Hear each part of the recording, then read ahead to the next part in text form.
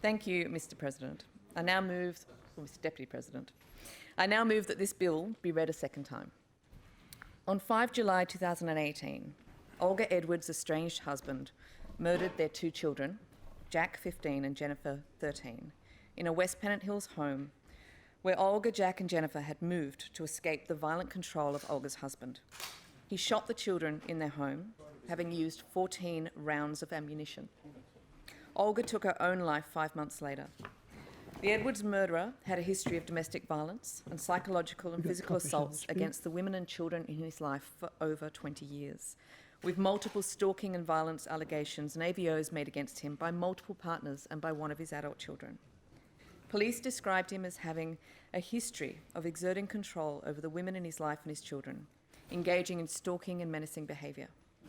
Olga said he would insist that only he cut her hair, for example, and he would regularly abuse her and her children, keeping them in a state of fear. Despite all of this, he was successful in convincing the police and justice systems that it was Olga who was being uncooperative and threatening, and that she was making things up to stop him seeing his children. On the 3rd of March 2019, Preeti Reddy was stabbed numerous times by her ex-boyfriend in a hotel room in Sydney. Her body stuffed in a suitcase and left in her car. At the time of her murder, Preeti, who had previously ended the long-term relationship with the man who murdered her, was in a new relationship. It is believed that her murderer, who Preeti's family and friends have described as possessive and showing controlling behaviour, could not accept that Preeti had moved on. On the 19th of February of this year, Hannah Clark and her 3 children were murdered in Brisbane by Hannah's estranged husband. He doused them with petrol and set them alight. As Hannah's brother, Nathaniel Clark, later told the ABC, the murder of Hannah and her 3 children, aged 3, 4 and 6, was not quick. It was planned and it was executed to make them suffer. Hannah's family recall how, looking back, there were small things that indicated that things were wrong in their relationship. They tell of a relationship increasingly marked by her husband's controlling behaviour, one in which Hannah was forced to have sex with him every night, in which her conversations were being tracked. Things escalated when he kidnapped one of their children at the end of last year and she obtained a domestic violence order to protect herself. He was then charged with breaching that DVO to assault Hannah just weeks before he murdered her. These stories will be rightfully horrifying for members of this place to hear. Lives of women and their children taken suddenly, brutally, viciously. Families forever altered by the incalculable loss. Lives cut short not by chance or accident, but by design. And you should be horrified. You should be horrified by the fact that the stories of these 3 women and their families are just 3 relatively high-profile domestic homicides in recent years out of hundreds and hundreds on record. You should be horrified by the fact that right now in Australia, nearly 1 woman a week is killed by a current or former partner. And you should be horrified that despite the ongoing scourge of violence and murder of women in this country, that the institutions that those of us in this place occupy, the same institutions that are elected to serve our community, continue to drag their heels and put their head in the sand, as woman after woman, child after child, is murdered in cold blood by controlling, abusive and violent men. In each of these 3 cases, the murderers, who I've chosen not to name, killed themselves afterwards. In each of these cases, these murderers engaged in a relatively predictable pattern of controlling coercive behaviour that ended in murder. And in each of these cases, the law failed to protect these women and children. This bill, the Crimes, Domestic and Personal Violence Amendment, Coercive and Controlling Behaviour Bill 2020, seeks to change the law to recognise coercive control as domestic abuse. By criminalising coercive control, we will have a fighting chance of preventing more murders like these. When people think of domestic abuse, they tend to think of physical violence. But domestic abuse is often much more complex than that. Many victims of domestic abuse live in a constant state of fear, in relationships marked by dangerous patterns of controlling behaviour. This abuse is called coercive control. Women's Safety New South Wales, in their position paper on criminalising coercive control, dated 11 September 2020, described coercive control as follows. Quote, coercive control describes the use by one person of controlling and manipulative behaviours such as isolation, emotional manipulation, surveillance, psychological abuse and financial restriction against another person over a period of time for the purpose of establishing and maintaining control. In relationships characterised by coercive control, abusers use tactics of fear and intimidation to exert power over their victim, undermining their independence and self-worth. While domestic and family violence has often been conceived of as an incident-based and primarily involving physical violence, coercive control can be just as detrimental, if not more so, to victim survivors. Coercive control is a foundational element of domestic violence and also a major predictor of severe physical violence and homicide, end quote. Coercive control is much broader than our existing New South Wales criminal offences of stalking and intimidation.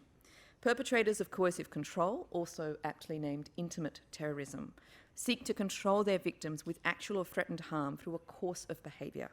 Whether it's demanding that partners cut contact with their friends or family, restricting their access to money, monitoring their calls and messages, or directing their day-to-day activities, these patterns of controlling behaviour are perpetrated to control another person, to remove their liberty and agency with the intent, or regardless of, the harm that it causes to that person.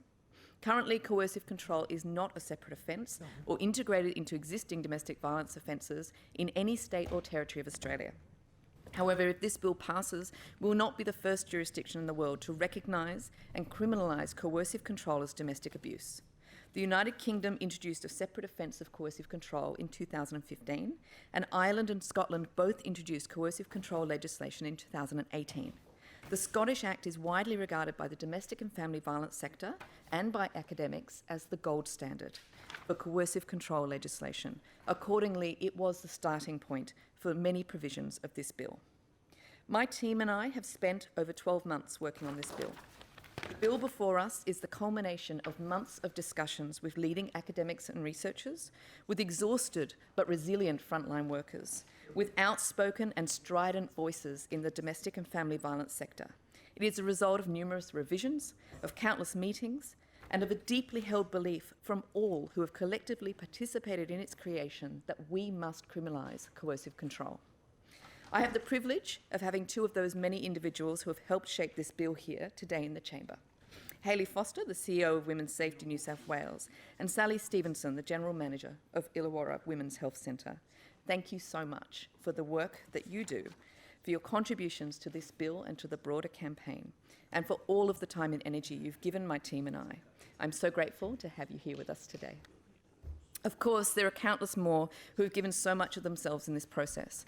I want to give special thanks to the contributions from Delia Donovan and Renata Field at Domestic Violence New South Wales, Liz Snell at Women's Legal Service New South Wales, Hannah Robinson and Pat O'Callaghan at the Western New South Wales Community Legal Centre, Gayatri Nair and Laura Bianchi at Redfern Legal Centre, Christina Vesk of the Cat Protection Society of New South Wales, Marty Wilson at Griffith University, and Paul McGorry at Deakin University. I will now turn to the specific provisions of this bill. The Crimes, Domestic and Personal Violence Amendment, Coercive and Controlling Behaviour Bill, establishes a new offence of abusive control and provides for certain procedural and other protections in relation to that offence. The bill is largely modelled on the equivalent provisions introduced in Scotland in 2018. New Section 14A sets out the new offence of abusive control, punishable with 10 years prison or 2 years if dealt with summarily, and or 50 penalty units. These penalties are designed to reflect the severity of coercive control, recognising on the one hand the lifelong impact that coercive control can have on victim survivors, which is often as harmful and debilitating as physical violence offences, while on the other hand also ensuring access to justice through the local courts and acknowledging that high penalties can reduce the rates at which the offence would be prosecuted. To establish the offence of abusive control, evidence of a course of behaviour will be required. A course of behaviour refers to behaviour occurring on two or more occasions. Section 14A9 clarifies that behaviour includes, but is not limited to, saying or otherwise communicating something as well as doing something, omitting to do something, or asking or otherwise causing a person to do something. Section 14A5 provides that the offence can be committed by a course of behaviour engaged wholly or partly in New South Wales, or by or against a person ordinarily resident in New South Wales. Although this bill will not have retroactive effect, Section 14A8 of the bill will allow instances of behaviour occurring prior to the implementation of the bill's provisions to be considered within a course of behaviour where at least one instance of that behaviour occurs after implementation. This approach is supported by Women's Safety New South Wales, who state in their Criminalising Coercive Control position paper, quote, Allowing retroactive application of the legislation in this way only would be a just approach, as it enables current offenders whose course of conduct has spanned long periods to be detected without criminalising conduct that has occurred in the past but has since ceased. For a course of behaviour to qualify for the offence of abusive control, it must be violent, menacing, or intimidating. Violent behaviour can be physical, emotional, or psychological. Paragraph 14A11 makes it clear that sexual violence is violent behaviour of the kind covered by this offence. There is a dangerous idea, still held by some in our society, that it isn't possible to be sexually violent within a domestic relationship. This is, of course, wrong, and that is why the bill is explicit on this point.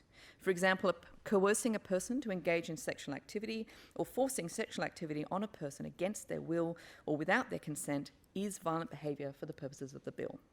In relation to behaviour that is intimidating, intimidation is defined in Section 7 of the Act. And in relation to behaviour that is menacing, the definition of menace in Section 249M of the Crimes Act 1900 provides guidance, paragraph 2 of which reads, quote, a threat against an individual does not constitute a menace unless A, the threat would cause an individual of normal stability and courage to act unwillingly in response to the threat, or B, the threat would cause a particular individual to act unwillingly in response to the threat and the person who makes the threat is aware of the vulnerability of the particular individual to the threat, end quote. Note that menacing has been used here instead of threatening to make clear the serious nature of the threatening behaviour covered by the provision, and thereby limiting the possibility of this section being sought to be used by perpetrators against victim survivors. Specifically, menacing, for the purposes of the bill, should not capture conduct on the part of a parent acting protectively where they have genuine concerns for the safety of a child or vulnerable person. For a course of behaviour which is violent, menacing or intimidating to constitute an offence of abusive control, it must have or be reasonably likely to have one of the following effects. A, making a person dependent on or subordinate to them. B, isolating a person from friends, family or other sources of support. C, controlling, regulating or monitoring a person's day-to-day activities. D, depriving a person of or restricting a person's freedom of action. Or E, frightening, humiliating, degrading or punishing a person. Many behaviours will have or will be likely to have more than one of these harmful effects on victim survivors, but for the purposes of the offence, only one needs to be established. Section 14A4 makes it clear that financial control may constitute abusive control. Although arguably covered under the 5 effects noted explicitly in the bill, the specific reference to financial abuse is included for the avoidance of doubt, as well as to send a clear signal to the community that using violent, menacing or intimidating behaviour to exert control over another person's finances, such as preventing a person accessing their bank account or coercing them to enter into financial agreements, is behaviour of the kind considered within the offence of abusive control under this bill. Section 14A3 clarifies that behaviour may or may be reasonably likely to have that effect on a target, even if the conduct is directed at a third person or a companion animal or other domesticated animal or the property of the target. In line with recent amendments to the Crimes, Domestic and Personal Violence Act, this provision recognises that a course of abusive behaviour can involve, and often does involve, behaviour in relation to third parties and animals. Animals are commonly targeted by perpetrators as part of a course of behaviour designed to control their victim survivor. Often this is in the form of threats to do the animal harm or to take the animal away. Just recently, we heard the story of a man from Concord who violently kicked his dog Eiffel to cause his ex-partner psychological distress. Animals are also often used in more subtle ways by perpetrators of coercive control. For example, in the course of gaslighting, with perpetrators opening doors and windows for animals to escape and then blaming victim survivors for leaving them open. Note that the reference here to other domesticated animal rather than just companion animal, as defined in the Companion Animals Act 1998, makes it clear that an animal other than a cat or dog, such as, for example, a horse or a mouse, can be targeted by perpetrators in the course of domestic abuse. Under this provision, the animal in question also does not need to be owned by the victim survivor or be ordinarily resident in the home. We know that perpetrators can use threats of harm against a neighbour's dog, for example, or threaten to poison neighbourhood birds as a means of exercising control over victim survivors. Also common for perpetrators to use threats of violence on the family and friends of the victim survivor or to destroy cherished items. Note that while no specific mention is made of electronic evidence, recordings, photos, text, social media posts and the like may be used as evidence to establish this offence. Further, a single source of evidence may be used to prove the offence.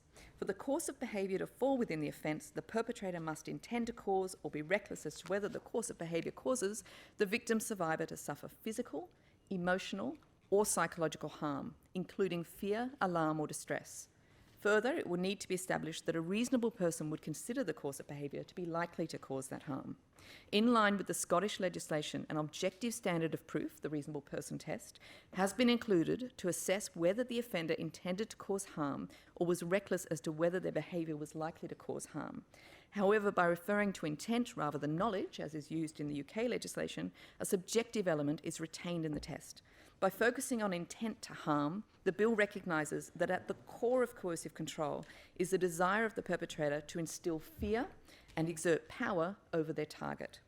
The explicit reference in the bill to emotional or psychological harm, including fear, alarm, or distress, reflects the fact that domestic violence relationships are characterised by fear, and that often physical violence is not the most harmful aspect of a perpetrator's course of behaviour. Unlike the Scottish legislation, which refers only to psychological harm, the addition of the word emotional in this bill is used to avoid a restrictive interpretation of psychological and to make it clear that the harm does not cause or contribute to a recognisable psychological disorder or in behaviour that is out of the bounds of what is considered usual. Rather, fear, alarm, or distress could be considered as predominantly emotional harm, whereas the well-documented trauma resulting from coercive control behaviours may more appropriately be considered as psychological, whether or not recognised as a psychological disorder. Note that there is no requirement to prove that the behaviour has actually inflicted harm. This is in contrast to the UK legislation, which focuses not on the intent of the perpetrator, but on the impact of the behaviour on the victim survivor. The UK approach would require an examination of the victim survivor's response to domestic violence, required to prove in court that they suffered fear or distress, instead of focusing on the inherently harmful nature of the perpetrator's behaviour. Besides the dangerous message that such an approach can send, that domestic violence depends upon how a victim survivor responds to behaviour, and not on the actions of the perpetrator, it also makes the offence far too hard to detect and prosecute, which may account for the relatively low number of offences charged under the UK coercive control provisions. Victim survivors should not have to feel fearful in order to seek the protection of our justice system. They should not be required to react to their experience of domestic abuse in a way that others think demonstrates that they feel fear, alarm, or distress, according to some preconceived idea of how victims should behave. The emphasis should rightly be on the conduct of the offender and identifying their abusive behaviours. Finally, including this objective standard of proof in the bill will protect victim survivors from being misidentified as an aggressor in domestic violence matters. As Women's Safety New South Wales note in their position paper, quote, "Opponents of criminalising coercive control have voiced concerns that an expanded definition of domestic violence may have the unintended consequence of drawing more women into the criminal justice system as alleged perpetrators of coercive control. There is some concern that true perpetrators of domestic abuse may take advantage of sexist stereotypes about women being deceitful or emotionally manipulative and misconstrue their partners as being coercive and controlling when withholding parental visitation due to valid safety concerns.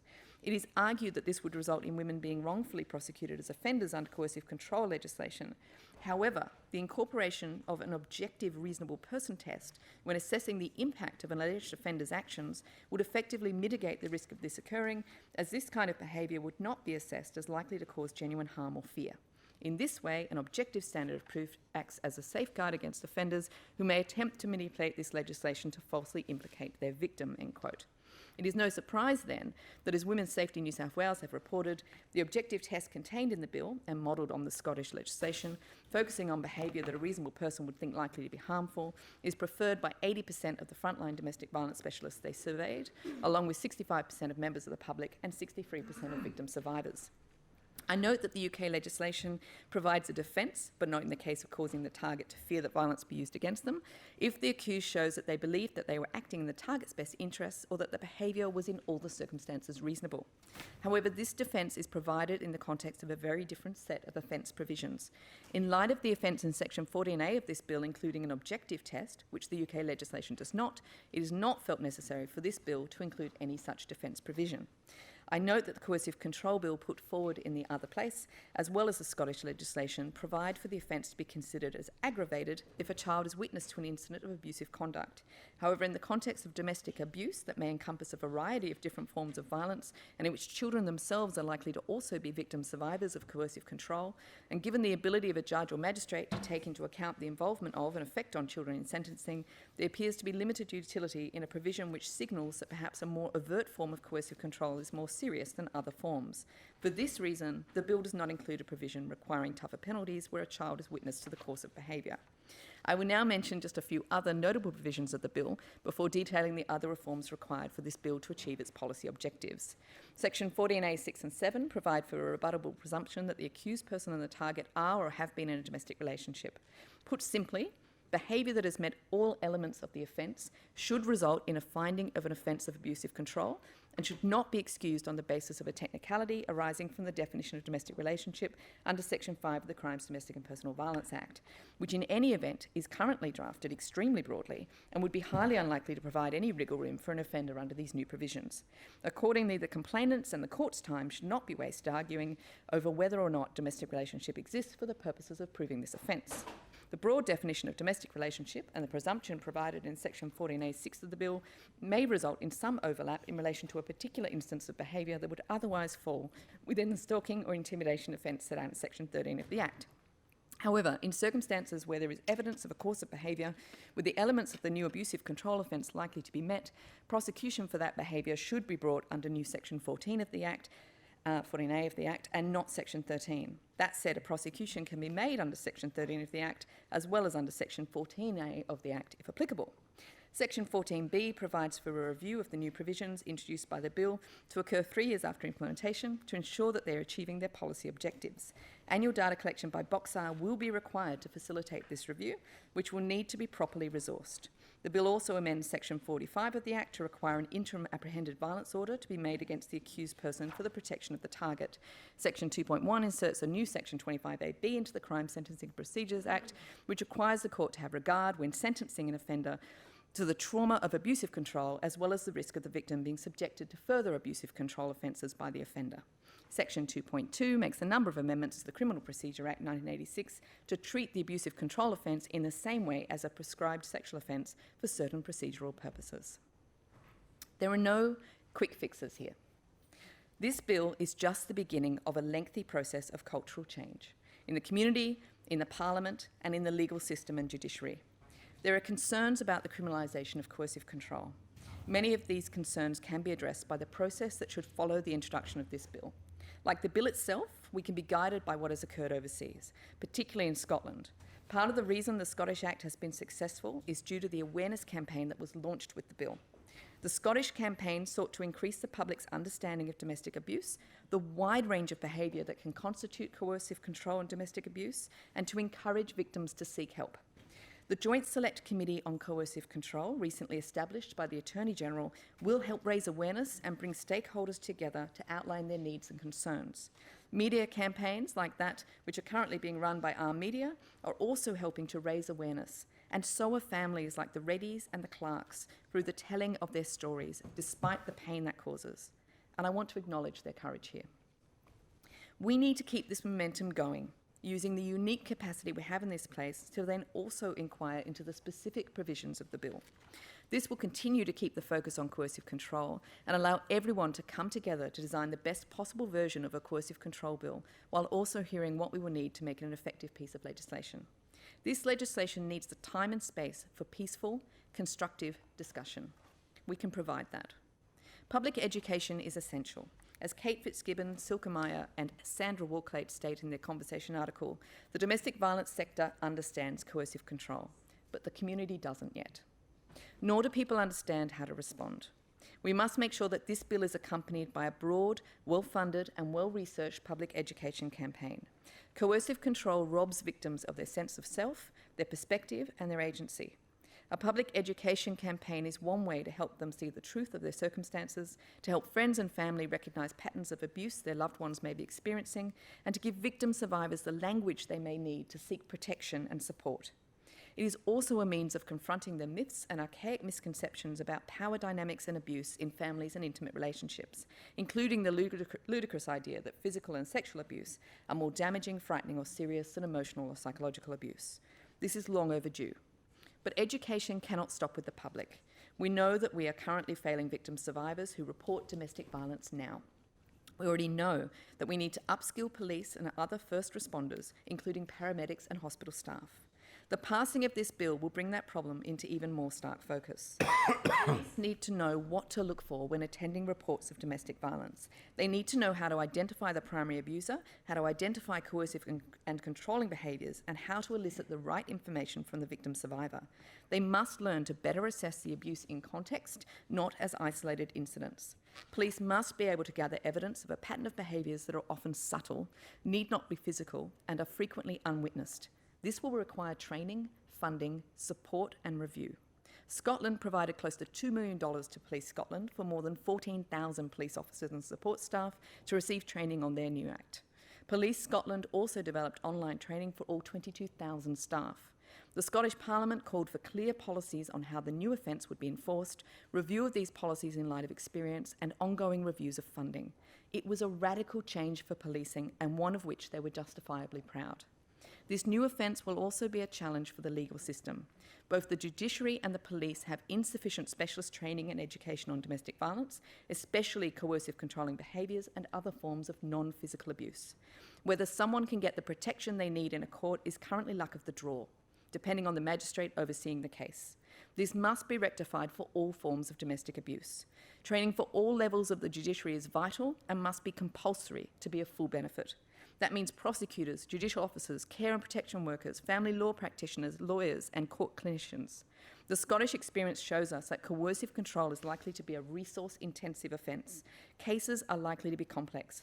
Legal aid and WDV CAS services must be adequately funded to deal with the new cases this change will bring.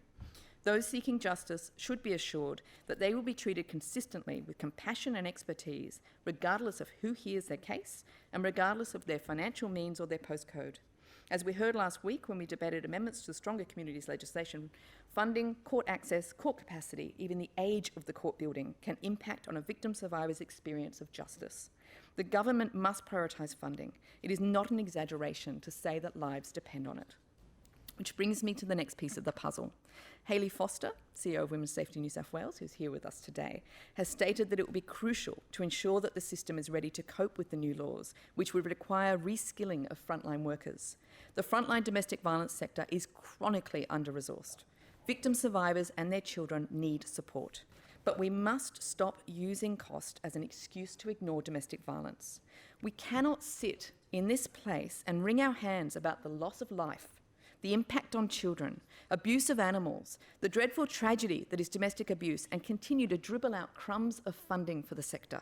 If we are genuine about fixing this problem, we must put serious funding into supporting victim survivors. There's simply no other option. We must listen to the sector and allocate funding based on their recommendations. We must ensure that there is sufficient funding for advocacy services, crisis accommodation, social housing and counselling, and support services. Victim survivors, mostly women, must be given the support and protection they need at the most dangerous time in an abusive relationship, when they try to leave.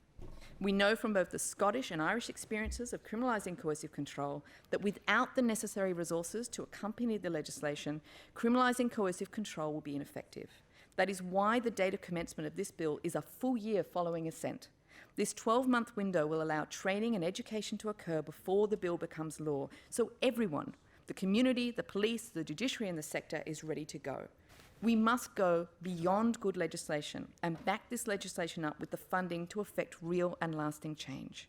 And I believe we can make that real and lasting change in this place, with the other members, both here and in the other chamber, across a number of different parties, many of whom are here in the chamber today.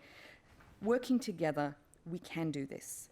I will finish with a quote from Jess Hill, whose groundbreaking book, See What You Made Me Do, opened my eyes, and that of so many others in this place and in other jurisdictions around Australia, to what exactly we were looking at when ourselves and those we know are or have been subjected to this systematic psychological and emotional abuse that seeks to control us and deprive us of our liberty and autonomy. She says, I can't think of another type of behaviour that literally can be classified as torture and is used in other contexts like torture, that we define as legally permissible. We have always perceived physical violence to be the most severe expression of domestic abuse, but most victims will say the physical violence was not the worst part they experienced, it was the coercive control. The process of criminalising coercive control needs to be lengthy. It needs to take in all the relevant expertise, both from the victim and the professional side.